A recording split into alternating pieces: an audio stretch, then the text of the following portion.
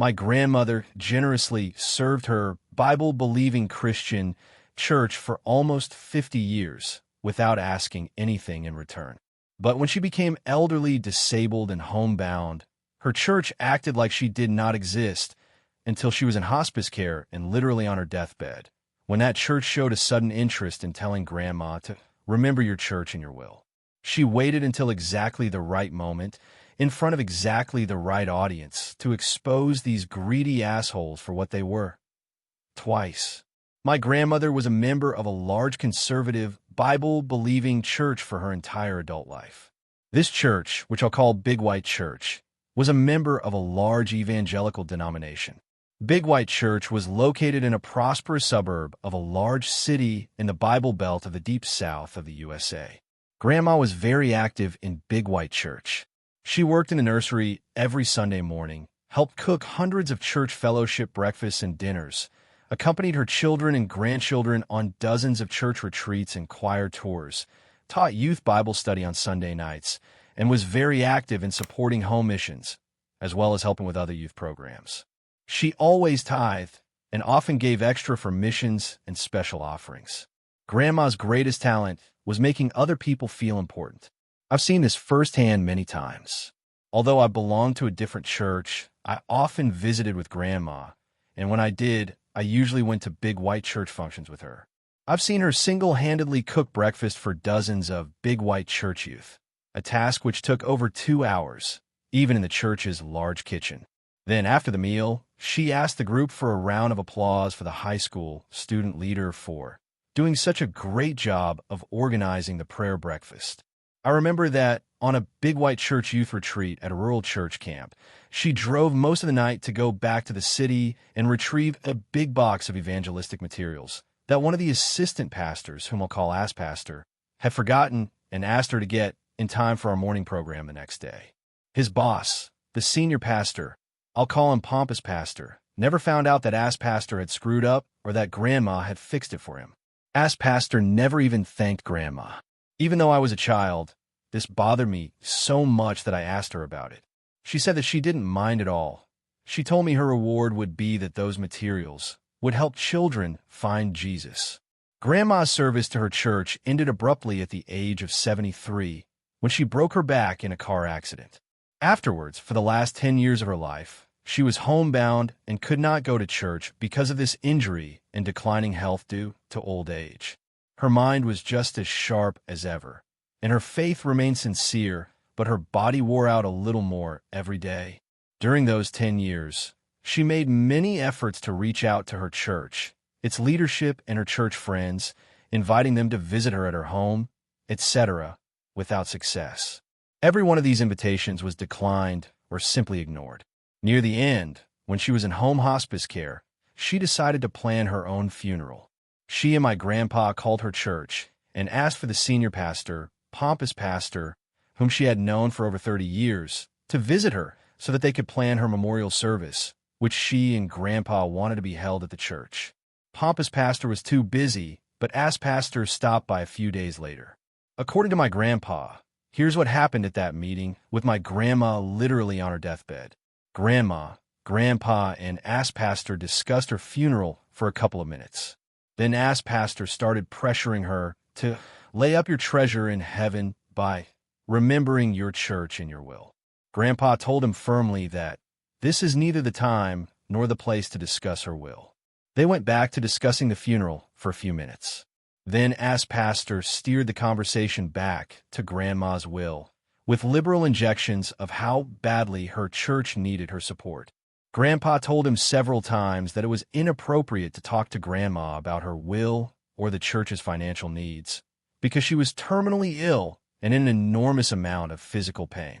Ass Pastor would agree and briefly talk about the funeral, but would then go back to talking about the church's financial needs, heavenly rewards. Where your treasure is your heart will be also Matthew 6, verse 21, Luke 12, verse 34, etc. My grandma started crying. To put this into context, Grandma was more than a steel magnolia. She was titanium coated with diamond wrapped in Kevlar. She rarely ever cried and never ever cried about herself. Not one tear when the doctor told her that her back was broken so badly that she would never walk again, nor during the following 6 months in futile rehab. She would shed sincere but well-managed tears at funerals and while visiting family members in the hospital when they received bad news. She would cry to console others, weep with those who weep. But nobody, not Grandpa, not her daughter, my mom, nor any of my uncles or grandma's siblings, ever remembered her crying for herself. My grandma was sobbing uncontrollably. Grandpa, a retired steelworker, former Marine sergeant, and Korean War combat veteran, physically grabbed Aspaster and escorted him out of their house, not too gently. Contrary to everyone's expectations, Grandma lived another 6 months, mostly because of sheer force of will. Eventually, though, Grandma passed away and we held her memorial service at the funeral home, not Big White Church. Pompous pastor and ass pastor were conspicuously absent. In fact, there were no professional Christians from Big White Church at the service at all, not even in the audience. To start the service, Grandpa stood up at the podium in front of the crowd and said, "Some of you may have heard that I disinvited pompous pastor and ass pastor from this funeral service. This service is not an appropriate place for me to give you my reasons for doing this, although you all know me, and so you know that my reasons are good ones. Also, my wife asked me to exclude them. This funeral service may be different from other funerals that you have attended. It is going to be an open microphone funeral. Everyone who wants to say something is invited to come up here and describe your friendship with my wife, tell a story about her that is worth remembering, or anything else that you want to say that will honor her memory and bring comfort to everyone here today. I have asked several family members to prepare statements, but you don't have to have anything prepared. Please, if you want to say something, come up here and do so." There were about 100 people at the funeral service. At least a third of them eventually stepped up to the microphone. The service, which we had planned to last about 30 minutes, lasted for over 2 hours, and as best I can tell, not one person left early. There was laughing, crying, and hugging. 3 of her grandchildren played some of her favorite songs on the piano and guitar. We all joined hands and sang her favorite hymns. Afterwards, dozens of people told my grandpa that it was one of the most comforting and uplifting funerals they had ever attended. More than a few remarked that funerals are better without preachers anyway, or something similar. Remembering her pastors and her church in her will, the 1-2 punch. A couple of weeks later, it was time to start distributing the bequests in Grandma's will. Although Grandma and Grandpa dearly loved each other, they had separate wills because, she told my mom, that makes it easier for us to respect each other's turf, and because their lawyer had recommended it. Nobody thought that my grandparents were wealthy. They had lived in the same small but charming house in a prosperous, well-maintained suburban neighborhood for the past 50-plus years, and had worked hard and lived modestly. But it was rumored that they had a very nice nest egg. Of course, there is no legal requirement for anyone to attend the reading of the will or to even have a reading. Modern telecommunications and near-universal literacy have made this quaint custom practically extinct. But the reading of the will was a tradition in our family because it was one of those events that gave our close-knit, extended family an excuse to get together. We never had family reunions. They were too difficult to schedule for our large family. But we got together at birthdays, holidays, funerals, baptisms, etc., so that if you attended several of these, you would see just about every one of your cousins, aunts, uncles, and even great-aunts and uncles who were grandma's and grandpa's siblings and in-laws.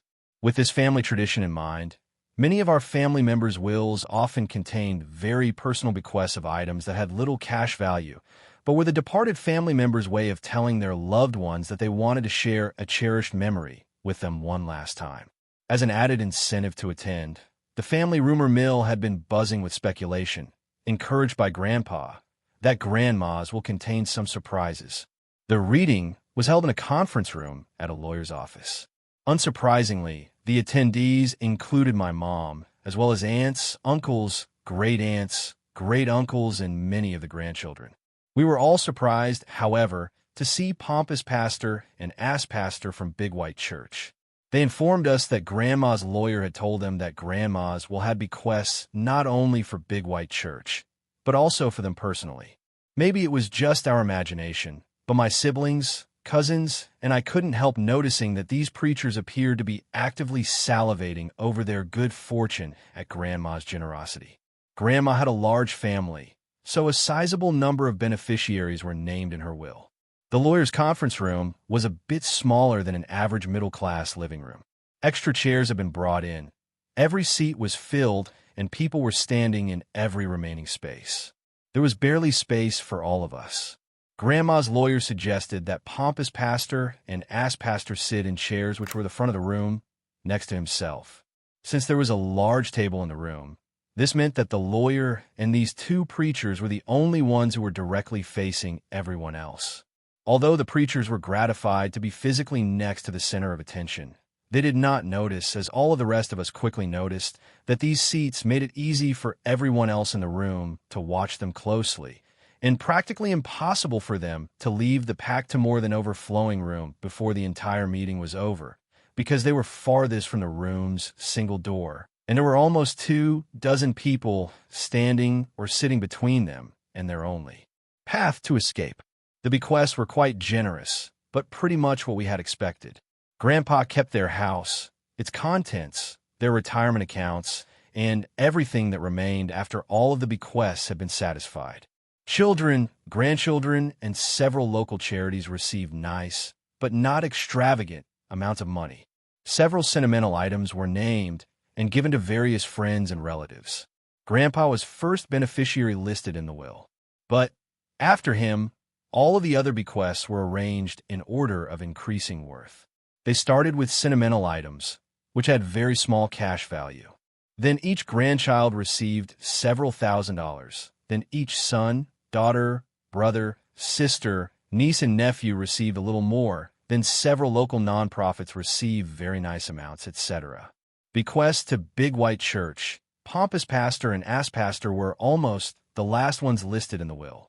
They listened politely to the other bequests, but with steadily growing anticipation as they noticed the exponential upward trend in Grandma's largesse. When Grandma's lawyer got to the Big White Church and preacher's part of the will, he said, "This is a bit unusual, but before I announce these bequests to Big White Church, pompous pastor and ass pastor, MS Grandma's name, requested that I read the following statement to everyone present." He opened a letter that was written in Grandma's own handwriting. For the past 10 years, not one person from Big White Church has ever called me, come to visit me, or send me a note to tell me that they cared about me. Not one minister, not one deacon, not one of the church women, not one of the church members who I worked with for all of those years, loved dearly, and thought were my friends. I worked very hard for you when you needed me, for many, many years. But when I needed you and your church, you all pretended that I didn't exist. I only got one visit, when I was dying, and I invited pompous pastor to come to my house and help me plan my funeral. This was my last attempt, after many attempts that I had made over the past 10 years, to reach out to my church and pastor, whom I still loved dearly even though they had made it clear that they did not love me. If only I could have my funeral at my church. Maybe some of my church friends, whom I had not seen in a decade, would come to the service to see me one last time. And I know they love to hear pompous pastor preach. So, if he preached at my funeral, maybe they would come to my funeral to hear him, even if they would not have come to see me. But pompous pastor couldn't find the time to visit me, or even call me to tell me whether or not he was willing to preach at my funeral. Ass pastor came by my house, but he didn't want to talk about my funeral. He just wanted me to remember his church in my will. That's all. Just remember his church in my will. It was then that I realized that I had allowed my church to break my heart for one last time. But that was the last time. The very last time. Ass pastor did not know it when he visited me. But Grandpa and I had already prepared my will long before his visit, which did include a double tithe, 20% of my entire estate for what was now my former church, Big White Church. This amount was, named the amount, an enormous shitload of money, generating muffled wows from many of her heirs, including me. But I got to feeling badly that we had not personally remembered such nice people as pompous pastor and ass pastor. So I changed my will to include them by name. While I was at it, I changed the amount of money that I left to Big White Church to match all of the love that they have showed to me during the last 10 years of my life, when I was suffering and lonely and no longer able to work my ass off for them for free like I had done for almost half a century. That is her entire written statement, the lawyer said. Now let's get back to the bequests in the will. Bequest to ass pastor, 1 cent. Bequest to pompous pastor, 1 cent. Bequest to Big White Church, 1 cent. The pompous pastor and ass pastor sat there looking like someone had just injected a gallon of Novocaine into their jaws.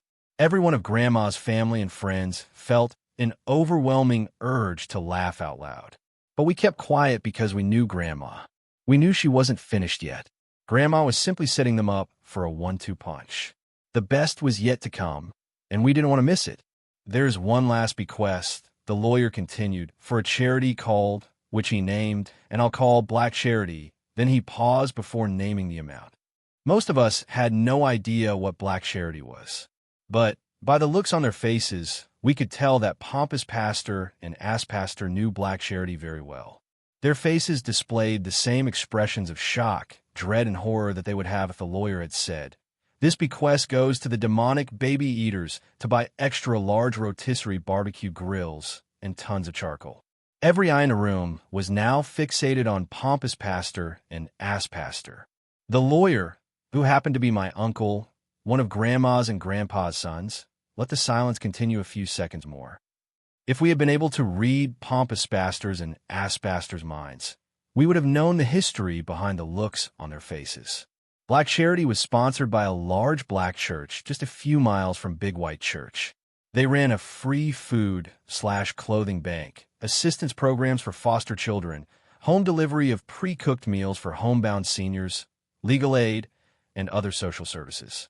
A long time ago, Big White Church, which was and still is 100% Caucasian, had provided a few years of financial and other support to Black Charity. Then there was a very bitter, acrimonious breakup, allegedly because Black Charity was practicing the social gospel, while Big White Church was preaching the true gospel. Big White Church even sued to try to get some of their money back, although the suit was eventually settled and very little money actually changed hands.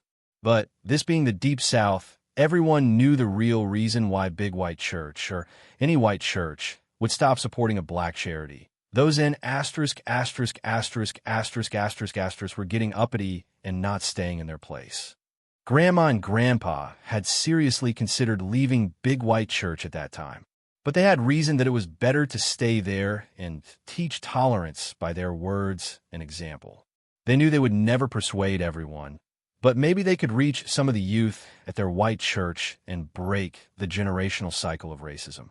Grandma used to tell us, "My church is my mission field." We did not learn the true depth of her statement until after she died. Since then, Grandma and Grandpa had secretly sent a portion of their tithe to Black Charity every month. Most of Grandma's family, including me, didn't find out about any of this until after the meeting had ended. But pompous pastor and ass pastor obviously understood what Grandma, by her actions which are more powerful than words, was saying to them. If you had grown up as a white person in the Deep South as Grandma, Grandpa, pompous pastor, and ass pastor had, you would understand. To many white Southerners, this was one of the most personally insulting things you could do to them.